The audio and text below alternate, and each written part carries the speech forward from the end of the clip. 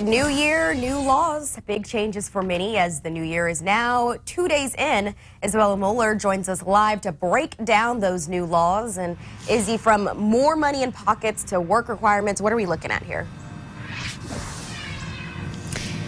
Yeah, absolutely. A big thing is money right now and making sure that you're taken care of. The first one that you need to know about is that hospitals across the country, they are now required to post their prices online. The reason is just to help patients make more informed decisions about medical care, and then you can compare the prices online. Another thing, there are now limits in place for opioid prescriptions. Patients, you're only able to get a 7-day prescription for acute pain. That means doctors, you have to justify higher dosages of opioids. Another one, Arkansas Works. Anyone between the ages of 19 and 49, you are required to work, go to school, or volunteer for 80 hours a month to keep your coverage. And the last one of the hot topics at the end of 2018 was the increase in minimum wage here in Arkansas. We're now in the top 2 states with the highest minimum wage. It goes from $8.50 to $9.25 an hour. The following year, it'll be $10, and then in 2021, it'll be $11 an hour. Now, when you'll see that in your paycheck, that just depends on when you get paid. It's not like on January 1st, you get that first paycheck right away. It depends. It does go on that cycle. It's worth noting, though, January 2019, very busy month. Next week, we should learn who will be awarded medical marijuana licenses. And then the following week, Ashley, is when the 2019 legislative session begins at the Capitol. So a lot going on here in the first 2 weeks of 2019. In Little Rock, Isabella Moeller, back to you. It's going to be a big year. Thanks, Isabella. What I've learned in these last few weeks is that our city is ready for change. Today, the new Little Rock mayor begins his first full day on the job. Frank Scott Jr. was sworn in yesterday morning. After that, he spent time at his home church.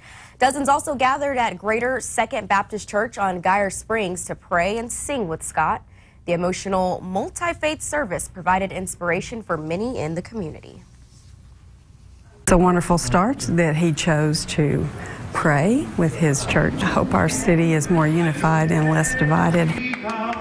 Scott's transitional board of directors, which includes former opponent Baker Curris, will meet for the first time on Monday. In the River Valley, Russellville's new mayor, Richard Harris, says the first thing he's going to do is oppose a casino. In what seems like the 11th hour of his term, former Mayor Randy Horton wrote a letter supporting a potential casino operator, specifically Gulfside Casino Partners. There are already renderings of a proposed River Valley Casino Resort online, but Mayor Harris doesn't support the idea. There's legal issues that are being worked through at this point in time.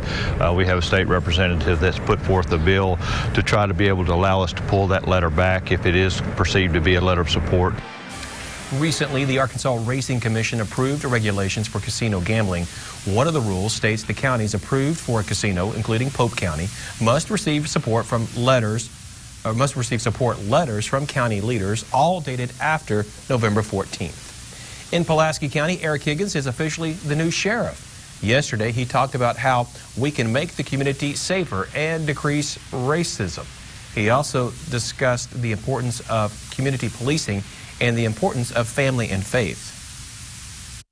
It is my prayer that my moral flag will continue to be planted, and that I, during this season, will bring honor and glory to God. Correction. He talked about decreasing recidivism, not racism, as I mentioned. Higgins replaces former Sheriff Doc Holliday, who retired after 12 years as Sheriff of Pulaski County. North Little Rock police arrest a woman after they say she hit a man with her car and then kept driving on New Year's Eve. Jamie Passmore told police she knew she hit something, but didn't realize it was a person. The victim suffered broken ribs and had a gash on his head. Police arrested Passmore after finding her car damaged with hair on the outside. Dispatch services in Greene County now moving smoother and faster. People who have an emergency can still call 911, but where that call now goes is different. The Sheriff's Office Dispatch Center will be dissolved, and Greene County will then have one central dispatch center in Paragould.